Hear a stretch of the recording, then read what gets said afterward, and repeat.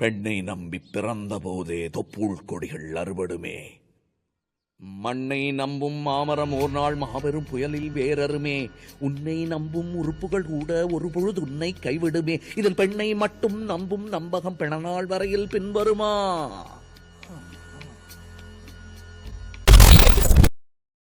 Aalavandhan A Beautiful Mind.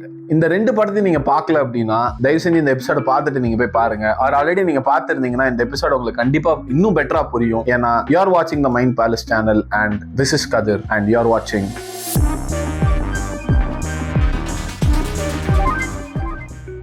சரி, for example உங்ககிட்ட ஒரு 10 லட்ச ரூபா கடன் இருக்கு. அந்த 10 லட்ச ரூபா கடனால நீங்க ரொம்ப கஷ்டப்பட்டு என்னால அடுத்து என்ன பண்ண போறேன்றது தெரியல அப்படி இப்படி நீங்க ரொம்ப போய் உங்க ஃப்ரெண்டு கிட்ட நீங்க புலம்புறீங்க. நீங்க கஷ்டப்படுறத பார்த்துட்டு உங்க ஃப்ரெண்ட் சரி மச்சான் விடுறா எல்லாம் சரியாயிரும் அப்படின்னு சொல்லிட்டு போயிடுறான். அடுத்த நாள் நீங்க எந்திரிச்சு பார்க்கும்போது உங்களுக்கு ஒரு மெயில் வருது. என்ன அப்படின்னா அந்த 10 லட்ச ரூபா கடன் அடைஞ்சிருச்சு அப்படின்னு சொல்லிட்டு உங்களுக்கு மெயில் வருது. என்னன்னு விசாரிச்சு பாத்தீங்கன்னா உங்க ஃப்ரெண்டு தான் அந்த கடனை அடைச்சிருக்கான். அவன்கிட்ட போய் நீங்க டே மச்சான் ஏன்டா இது பண்ண, எப்படா நீ இதை அடைச்ச அப்படின்னு கேட்கும்போது அதெல்லாம் உனக்கு எதுக்கு அப்படின்ற மாதிரி அவன் சொல்லிடுறான். இப்போ ஆனா உங்களுக்கு நல்லா தெரியும் அவனால 10 லட்ச ரூபா திரட்டி கொடுக்க முடியாதுன்றது தெரியும். ஆனா எப்படியோ 10 லட்ச ரூபா அந்த கடன் அடைஞ்சிருக்கு. இப்போ என்ன பண்ணுவீங்க? இப்போ நல்லா யோசிச்சு பாத்தீங்கன்னா உங்களுக்கான இப்ப இருக்கிற பிரச்சனை சால்வ் ஆயிடுச்சு. என்னன்னா 10 லட்ச ரூபா கடன் சால்வ் ஆயிடுச்சு. ஆனா நாளைக்கு உங்க வீட்டுல போலீஸ் நிக்கலாம், ஆறு கடங்காரன் இன்னொரு கடங்காரன் நிக்கலாம், ஆறு யாரோ உங்களை மிரட்டலாம், உங்களை தூக்கிட்டு போலாம், அடிச்சு போலாம்.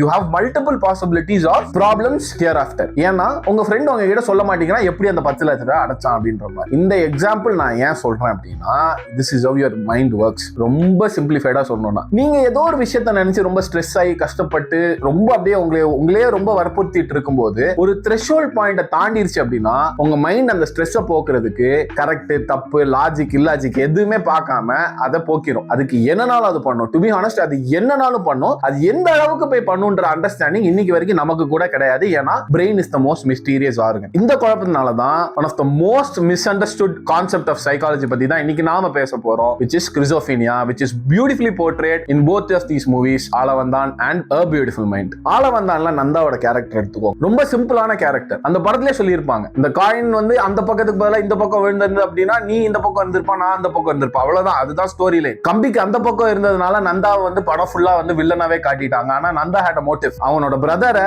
பெண்கள்ட்ட இருந்து காப்பாத்தணும். ஏன்னா he and his brother was abused by a woman. So இதுக்கு பின்னாடி நீங்க என்ன காரணங்கள் கொடுத்தாலும் நந்தா இதுல கெட்டவனா அப்படின்னு கேட்டீங்கன்னா ஒரு விதத்துல கிடையாதுதான். இப்போ அவரோட பிரதர் அவர் காப்பாத்துறதுக்காக அவர் எடுத்த முறைகள் கண்டிப்பா தப்பா இருக்கலாம். ஆனா அவர் மைண்ட்ல ஏன் அவ்வளோ ஸ்ட்ராங்கா பொண்ணுங்கிட்ட இருந்து அவனோட பிரதரை காப்பாத்தணும்ன்ற அந்த தாட் வந்திருக்கு அப்படின்றது that is where schizophrenia comes into play. அது ஏன் அப்படின்றது இந்த எபிசோடோட எண்ட்ல உங்களுக்கு கண்டிப்பா புரியும். ஓகே, இப்போ நம்ம ரீவைண்ட் பண்ணுவோம். ஓகேங்களா? ஏன்ஷியன்ட் இந்தியால schizophreniaவோட மென்ஷன் இருந்திருக்கு. ஆனா schizophrenia ரொம்ப டைரக்டா மென்ஷன் பண்ணாம ஜெனரலாவே மென்டல் டிஸ்டர்பன்சஸ் உண்மாடா அப்படின்ற ஒரு லென்ஸ் வழியா தான் அவங்க பார்த்திருக்காங்க. இந்த வார்த்தை ஆக்சுவலா சக்கர சம்ஹிதா அப்புறம் சுஷ்ட சம்ஹிதா இந்த ரெண்டு இடத்துலயுமே இட் வாஸ் மென்ஷன். இதோட அர்த்தம் என்ன அப்படின்னா உங்க மைண்டுக்கும் உங்க செல்ஃபுக்கும் ஒரு சமநிலை இல்ல அப்படின்றதும் அந்த உங்க மைண்ட் எங்கேயோ வாண்டர் ஆஃப் ஆயிருச்சு அப்படின்றது தான் அதோட அர்த்தம். இங்க முக்கியமா நோட் பண்ணிருக்க வேண்டிய விஷயம் என்னன்னா இன்னுமே மைண்டும் பாடியும் வேற வேற அப்படின்ற ஒரு கான்செப்ட் ஆஃப் டியூலிசம் நம்ம ஃபர்ஸ்ட் எபிசோட்ல பார்த்தது இன்னும் எஸ்டாப்ளிஷ் ஆகல இங்க. சோ ஆயுர்வேதத்தை எடுத்துக்கிட்டீங்க அப்படின்னா டு பி ஹானஸ்ட் அவங்க அதை ரொம்ப சென்சிட்டிவா பார்த்து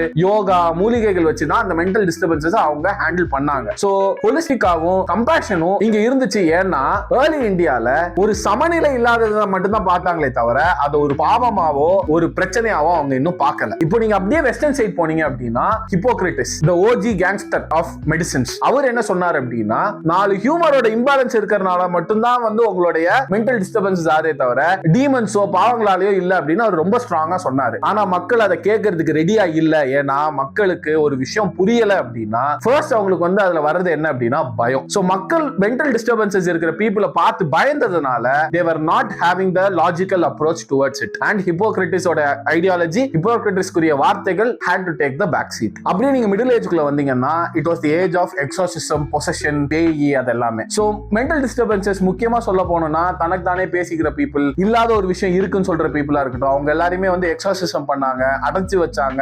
சித்திரவதைப்படுத்தினாங்க, தனிமைப்படுத்தினாங்க. இது எல்லாத்துக்கும் ஒரு முக்கியமான காரணம் என்னன்னா மக்களுக்கு இன்னுமே மைண்ட் வேற பாடி பாடி வேறன்ற அந்த டிஃபரன்ஸ் இல்லாததுனால ஒரு வெசல் இருக்கு, ஒரு உடம்புன்னு ஒரு விஷயம் இருக்கு, அதை தவிர்த்து ஒரு எக்ஸ்டர்னலா ஒரு விஷயம் வந்து அவங்கள பாதிக்குது, வெளியில இருந்து ஒரு விஷயம் வந்து அவங்கள பாதிக்குது, அந்த வெளியில இருந்து என்ன வருது ஏது வருது அப்படின்ற ஒரு புரிதல் இல்லாததுனால அது பேய் அப்படின்னு சொல்லிட்டு they were trying to isolate it and control it. அதனாலதான் அந்த மிடில் ஏஜஸ்ல நடந்துச்சு. அப்பதான் 17th and 18th century டைம்ல ரெனே டெஸ்கார்ட் வந்து சொன்ன அந்த டியூவலிசம்ன்ற கான்செப்ட்ல தான் மக்களுக்கு புரிஞ்சுது, ஓகே இந்த வெசல்னு அவங்க நினைச்சிட்டு இருந்த ஒரு விஷயமே அதுக்குள்ள ரெண்டு பாகங்கள் இருக்கு, அதுக்குள்ளதான் பிரச்சனை இருக்கே தவிர எக்ஸ்டர்னலா வேற எதுவுமே வெளியில வரல அப்படின்ற ஒரு சின்ன புரிதல் வர ஆரம்பிச்சதுல இருந்து அதை புரிஞ்சுக்கிறதுக்கு மக்கள் ட்ரை பண்ண ஆரம்பிச்சாங்க. இதனால எல்லா ப்ராப்ளமும் சால்வ் ஆச்சுனா இல்ல, அப்பயுமே வந்து மென்டல் அசைலம்ஸ் பில்ட் பண்ணி இன்னுமே அது ஒரு பெரிய ஜெயிலா தான் நடத்துனாங்களே தவிர, ஆனா ஒரு விழிப்புணர்வு வர ஆரம்பிச்சது அந்த நேரத்துல. அப்பதான் இந்த 19th செஞ்சுரியில இந்த குழப்பத்துக்கு ஒரு பேர் கிடைக்க ஆரம்பிச்சது. எமில் கிரெப்லின் அப்படின்ற ஒரு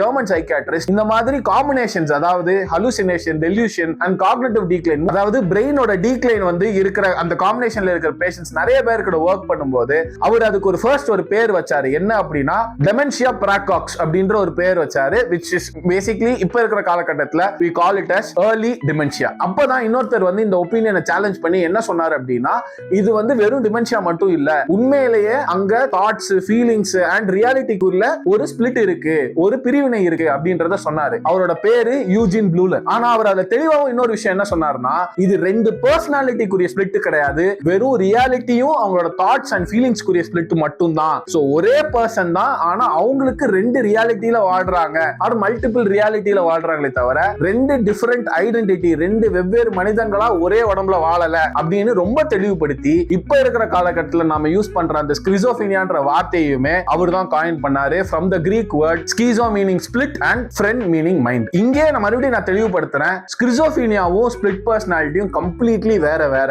ஸ்கிசோஃபீனியா அப்படின்றது எது உண்மையான ரியாலிட்டி, எது அந்த பர்டிகுலர் பர்சன் இதுதான் ரியாலிட்டி நம்புற அந்த ரியாலிட்டி அப்படின்ற அந்த ரெண்டு ரியாலிட்டிக்குரிய ஸ்பிளிட் மட்டும்தானே தவிர ரெண்டு வெவ்வேறு ஐடென்டிட்டி கிடையாது. ப்ளூலரோட எக்ஸ்பிளனேஷன் மக்களுக்கு உண்மையிலேயே பயத்துல இருந்து ஒரு அண்டர்ஸ்டாண்டிங் பாதைக்கு கொண்டு போச்சு. அப்பதான் மக்களுக்கு இவங்க வில்லன் கிடையாது, இவங்க வந்து they are not possessed but they are literally lost, அவங்களுக்கு வந்து எது உண்மை எது பொய்ன்ற அந்த ஒரு பாதையிலே வந்து அவங்க தொலைஞ்சு போயிட்டாங்க அப்படின்றது மக்களுக்கு புரிய ஆரம்பிச்சது. அப்பதான் நம்ம ஃப்ராய்டு உள்ள என்டர் ஆறாரு. ஃப்ராய்டு என்ன சொன்னாரு அப்படின்னா, ஏர்லி ஸ்டேஜஸ் ஆஃப் ட்ராமா, சின்ன வயசுல உங்களுக்கு நடக்கிற ட்ராமா தான் வந்து உங்களுக்கு சைக்காசிஸை ட்ரிகர் பண்ணி விடும், உங்களுக்கு ஸ்கிசோஃபீனியாவோட முக்கியமான காரணம் அப்படின்னு அவர் ஈஸியா சொல்லிட்டாரு. இவர் சொன்னது வந்து 100% தப்புனா கிடையாது, இவர் சொன்னதுல உண்மையிலே உண்மைகள் இருக்கு. ஏன்னா இன்னைக்கு இருக்க ரிசர்ச்சுமே ஏர்லி ட்ராமா வந்து சைக்காசிஸை ட்ரிகர் பண்ணுது அப்படின்றதுக்கு ரிசர்ச் பேக்கப் இருக்கதா செய்யுது. அண்ட் சைக்காசிஸ்னா என்னன்னு நம்ம இன்னொரு எபிசோட்ல பார்ப்போம். ஆனா என்ன விஷயம் அப்படின்னா, ஃப்ராய்டால வந்து எல்லாத்தையுமே அதுல வந்து எக்ஸ்பிளைன் பண்ண முடியல. அந்த ஸ்கிசோஃபீனியான்ற அந்த உலகத்துக்கு உள்ள இருக்கிற எல்லா கேள்விகளுக்கும் ஃப்ராய்டோட தியரியில பதில் இல்ல. அப்பதான் 1950ஸ்ல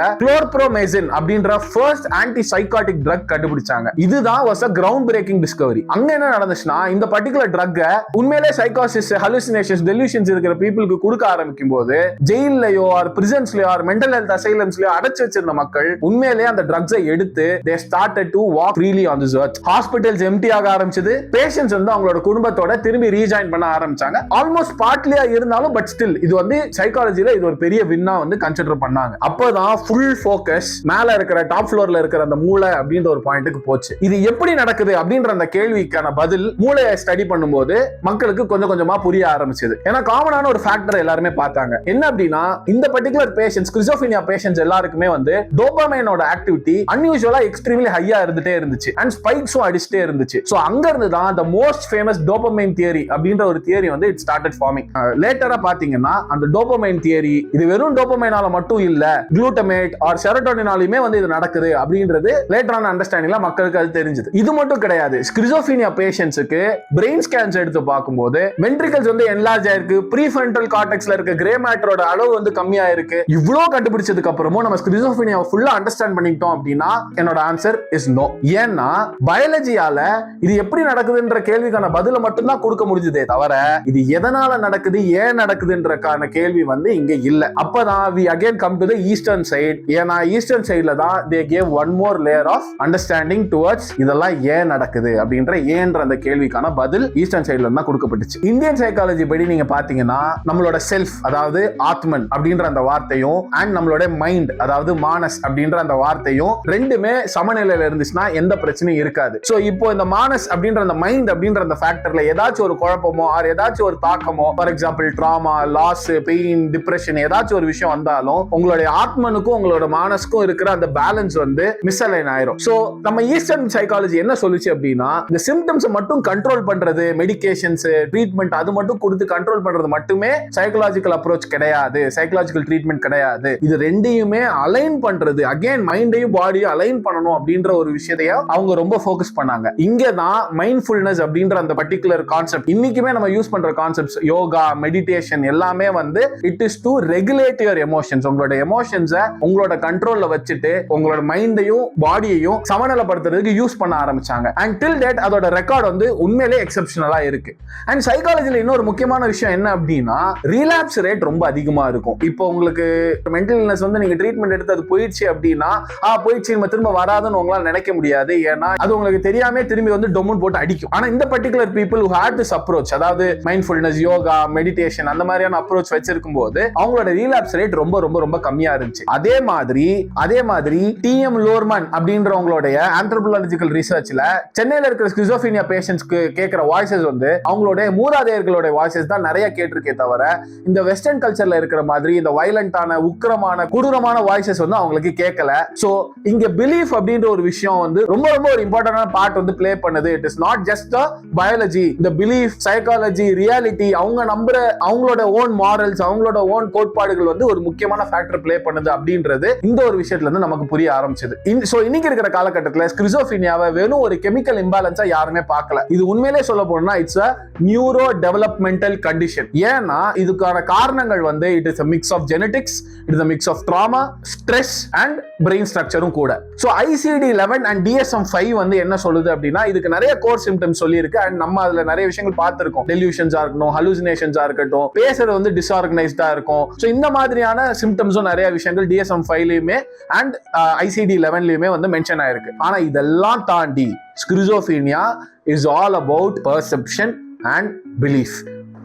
ஸோ இந்த வாரம் நம்ம ஸ்கிசோஃபீனியா பற்றி நிறையவே பார்த்துட்டோம். அண்ட் அடுத்த எபிசோட் 4B ஸ்கிசோஃபீனியாவுடைய சைட் B வந்து நீங்கள் November 13th evening 6 PM expect பண்ணலாம். ஸோ அடுத்த எபிசோடில் உங்களை சந்திக்கிற வரைக்கும் this is Kathir, counselling psychologist, signing off. #a better today.